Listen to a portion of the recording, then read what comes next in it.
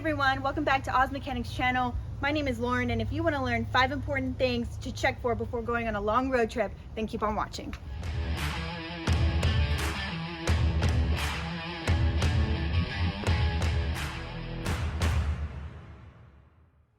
Okay, so we have 5 important things on our checklist today.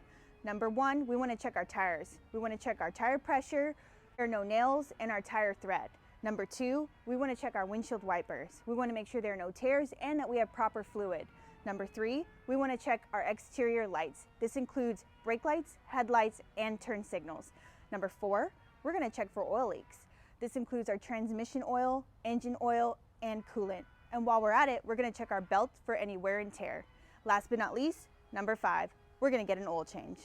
Number 1 on our checklist today is to check our tires. We want to check for tire pressure, nails, and our tire thread. And we're going to start by checking our owner's manual or the indicator inside the door that tells us exactly what PSI our tires need to be at. On this vehicle, the indicator is inside the door and it says 30 PSI, so we're going to make sure that's what these tires are at. And we're going to do that by using this little tool, which you can find at your local auto store for about $5. And what this tool does is this part right here indicates what number the PSI in our tires is at, and this little part on the back can relieve any tire pressure if it's too much or if it's too full and get us exactly where we need to be. And this part right here goes inside and helps us to determine exactly what our tire pressure is. So you want to have it straight and you want to apply a little bit of pressure and you're going to see it pop out like that.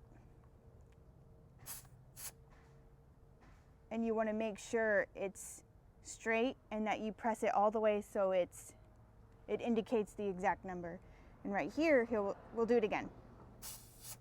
This one is at 27, so we need it at 30. So we need a little bit more air, but it's not bad.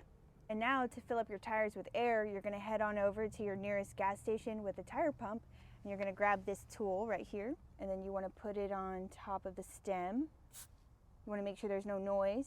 And then you want to squeeze this part, fill it up.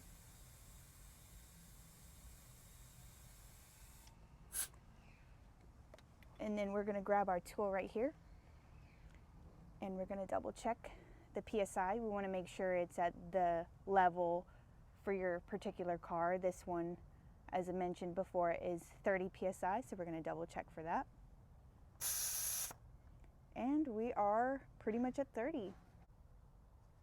Okay, now to check for nails. There's 2 ways we can do this. The first way is we can lift the car up, rotate the tire, check for nails. The second way is you can grab an assistant, have them drive the car very slowly while you check for nails. And the safe zone is this part in the middle right here. If the nails are anywhere on the outside, you need to replace the tire. If it's in the safe zone, you can take it to your local tire shop and have it plugged up or patched up. And now for our last step, for number 1 on our checklist, is to check our tread. And to do this, there are 2 ways. The first way is we can find this little triangular groove on the side of our tire, which will lead us to, and if the indicator is flush to the tread, that means you need to replace your tire.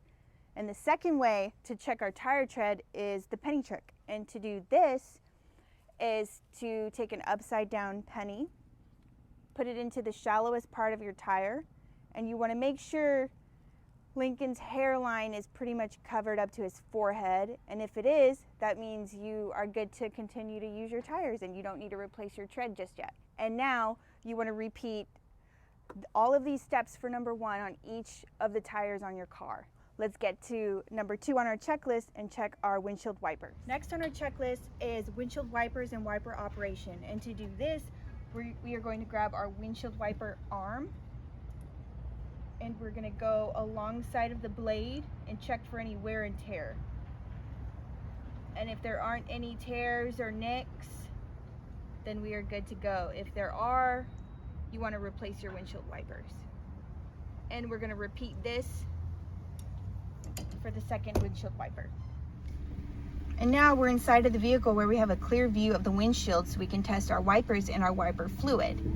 and it looks like everything is in proper working order. And we want to make sure that that is the case, especially before going on a long road trip where we might hit some unexpected rainstorms, large bugs, etc. And we want to make sure we have a clear view of the road to ensure our driving safety. And now we're going to top off the wiper fluid. And now to open up our hood, we're going to reach for our little latch right here. We're going to reach inside and pick it up all the way.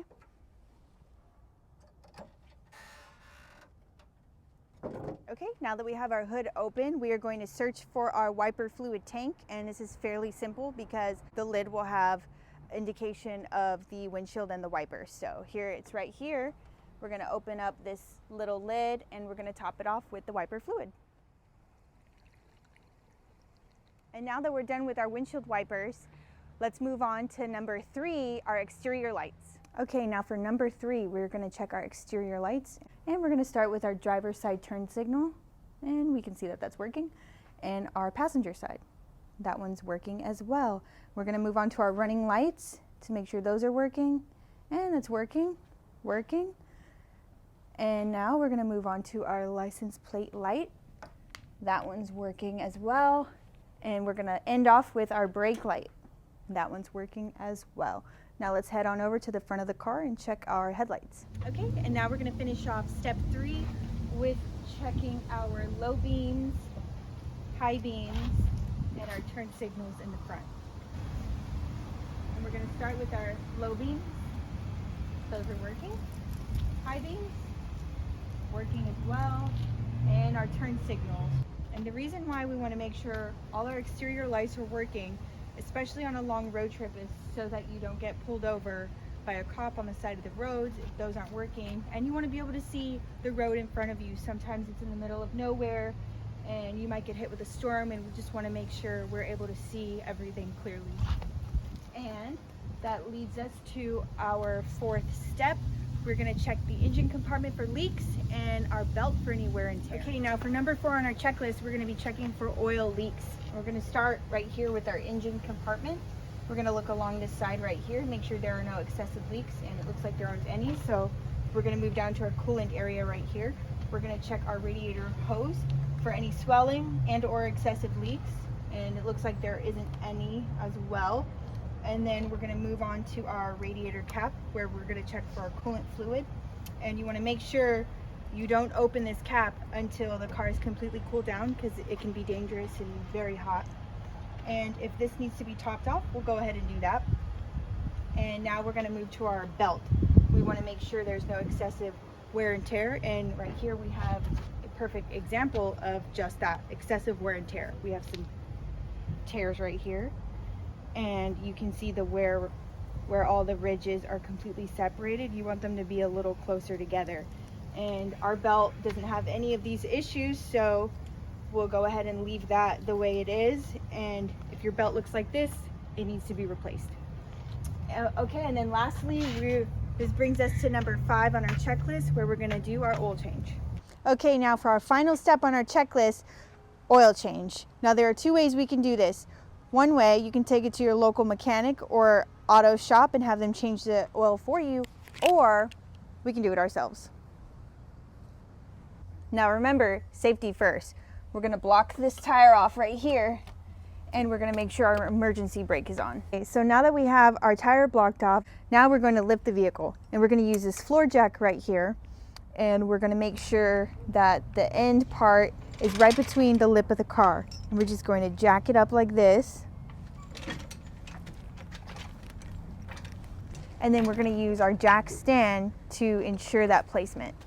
Okay, now that we have our emergency brake on, our tire blocked, and our car jacked up to where we want it to be, we're going to go ahead and change the oil. We're going to put on our gloves and our safety goggles. Now let's get under it. Alrighty, now that we're underneath the vehicle, we're going to take our 17mm socket to loosen up this bolt right here. And once we have it all loose, we're going to take our oil drain pan, put it underneath to catch all the oil. Okay, now that our oil has completely drained, we're going to clean this up just a little bit, and then we're going to replace our drain plug right here. And remember again, And now we're going to take our 17mm ratchet and just tighten up this bolt right here. Okay, now that we drained our oil, properly secured the oil plug, we are going to move on to our filter. And to do that, we can use one of two tools. The first tool you can use is a clamp. So it just clamps onto the filter like so, clamp it, remove it. But sometimes there's limited access underneath a vehicle and a tool like this would be better. So this is the one we're going to use today. And you just clamp it on like that. You get your ratchet.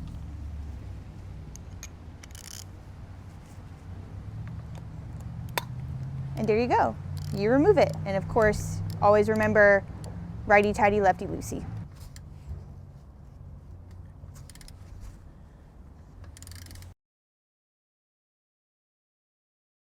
Okay, now that we finished removing and draining our old filter, it's time to put in the new one. And a quick tech tip, you want to make sure this ring right here came out with the old one, because if it stays stuck in there when we put in the new one, it can cause oil leaks. To replace our old filter with our new one. Now that we have everything completed, we're going to bring down the vehicle.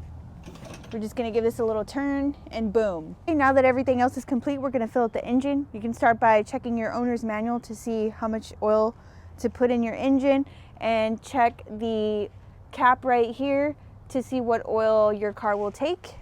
This car takes 4 quarts of 0W20. And now to fill up our oil, we're going to loosen up this cap right here, put that to the side, replace it with our funnel, and pour our quarts in. This car takes 4 quarts of 0W20 for bottle number 2 or 3. Our 4th bottle, we're gonna pour that in there.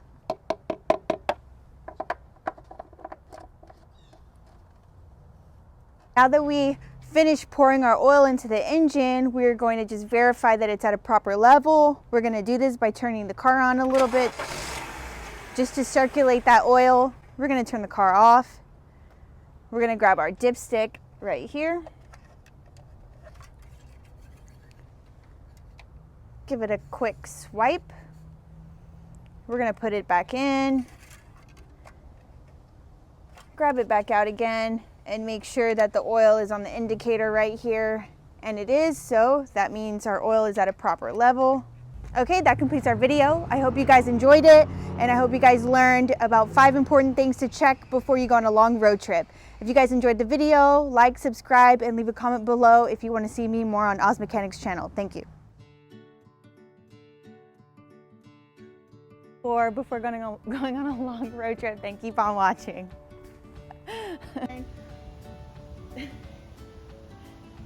Wait, let me get this. List is to check our tires. And today, we need to get some tires. Now to check for nails, there's 2 ways we can do this. 2 ways we can do this. For our final step on